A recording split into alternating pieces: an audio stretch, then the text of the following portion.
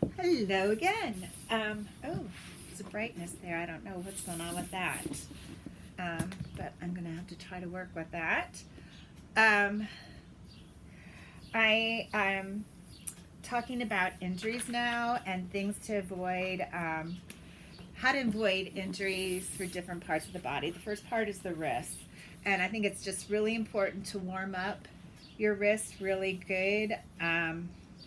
Make sure the muscles and ligaments have been being flexed and lengthened. You can use fists, I think, if you're in a certain pose and it feels better to use your fists rather than your wrists. Um, if, if you're in like downward dog, you need to spread your fingers out. Make sure your weight is evenly spread on your hands. You can always go down to your elbows if you need to. Um, And yeah, like I said, you just make sure the weight is evenly distributed there. As far as shoulders, again, you want to make sure your shoulders are nice and warmed up. You want to make sure they're down away from your ears. Um, you want to make sure you have proper alignment and that when you're like in tabletop that your shoulders are directly above your wrists. Um, And you just like when you're going down in chaturanga, you want to make sure that your elbows stay close to your body so that you don't have that excess pressure on your shoulders to prevent injuries. Elbows, how to prevent injuries in the elbows. Again, warm ups, really important for your whole body. You want to avoid hyperextending them by having a slight bend in your elbows at all times. And make sure you externally rotate your shoulder to prevent injuries for your elbows. As far as lower back, you always want to make sure you're working your abs. The stronger your abs, the less pressure on your back. You want to keep your abs squeezed in and your navel pulled in. You want to make sure that you're engaging your interior thighs. And you want to make sure you keep your feet hip distance apart to take off any excess pressure on your back. Hamstrings. Um, you want to make sure that your feet are parallel to each other. If they're not parallel, you're going to put more stress on your hamstrings. You want to again make sure that you are nice and warmed up.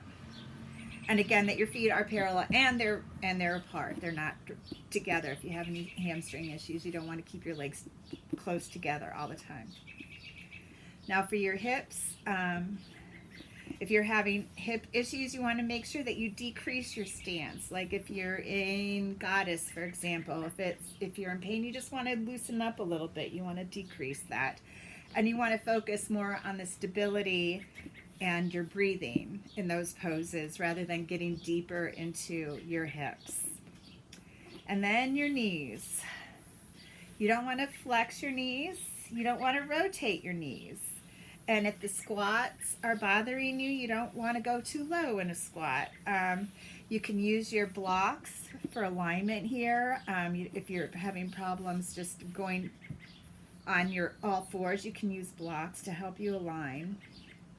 Okay, now I think I'm just going to demonstrate how I prevent injuries and going from your warrior two chaturanga to downward dog. And we're just going to do the one side. So we're just going to go into our warrior two, making sure we're in alignment here, that our heels lined up with the arch of our foot.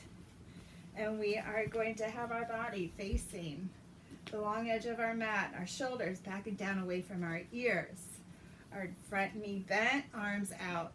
Like I said, shoulders backing down, looking over those fingers, shoulders strong. We are going to cartwheel our hands to either side of that front foot for our chaturanga. We're going to bring that foot back and we're in high plank. Again, checking your alignment, making sure your feet are hip width apart. Your shoulders are directly above your wrists. Your head is an extension of your back. Going to slowly lower down, keeping those elbows close to your body to take any strain off your shoulders.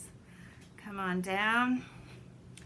Going to roll up into your upward dog. Again, any pain issues, you would modify, keeping your body weight spread on your hands. Fingers are spread, dividing that body weight up evenly. Shoulders down away from the ears. Then we're going to inhale and we're going to roll our toes under, pushing our hips to the sky, our bottom to the sky, and come into our downward dog and just walk it out here.